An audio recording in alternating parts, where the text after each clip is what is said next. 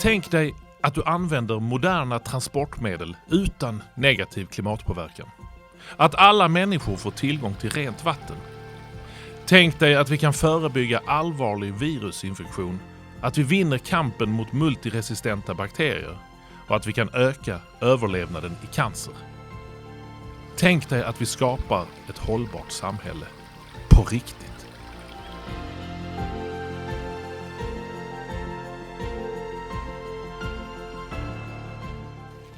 Maria, du är ju forskare och då är du intresserad av de stora frågorna. Samtidigt så sätter du ditt fokus på liksom de minsta beståndsdelarna.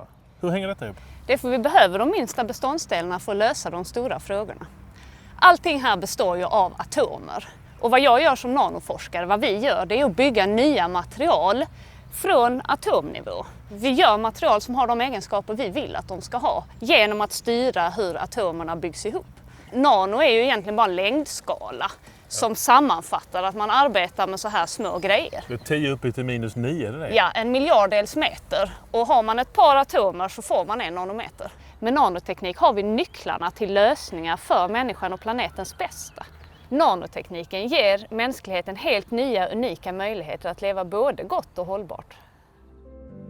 Stora revolutionerande tekniksprång sker bara ett par gånger per århundrade. Förbränningsmotorn, elektricitet och digitalisering är de senaste som skapat vårt välstånd. Men bara för en del av mänskligheten och till priset av klimat- och miljöpåverkan. Nu står vi i början av nästa tekniksprång. Fundamentalt nya lösningar kräver grundforskning, att vi utforskar helt okända marker. Kan du ge något exempel? Men om vi tar det här äpplet som exempel så innehåller det fullt med kolhydrater som omvandlas till energi i min kropp på ett extremt effektivt sätt. Och människan har inte lyckats skapa med någon teknik, någon energiomvandling som är lika effektiv som den som sker i naturen. Men det är det vi försöker göra med nanotekniken, att vi försöker återskapa samma smarta och effektiva energiomvandling som sker i naturen. Energin i solstrålarna som når jorden varje dag motsvarar mer än 15 000 gånger den elektricitet som jordens befolkning behöver i sin vardag. Men idag kan vi inte utnyttja den optimalt. Nanolund är pionjär i nanoteknik för effektivare solceller. I framtiden så kan faktiskt solcellerna vara integrerade osynligt i andra material, så du kanske inte ens ser dem. IT-trafik utgör redan cirka 15-20% av all elanvändning i världen.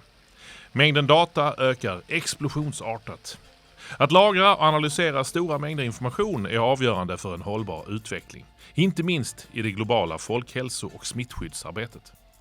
Vi nanoforskare både inom teknik och biologi arbetar tillsammans. Så nu har vi någonting vi kallar en biodator. Och den kan bli både snabbare och smartare och energisnålare än dagens datorer. Nanolund vid Lunds universitet är en mycket stark ledande forskningsmiljö och är utsedd till ett strategiskt forskningsområde av Sveriges regering som ger långsiktigt stöd till Nanolund. Nu vill ledningen för Lunds universitet bygga vidare på satsningen.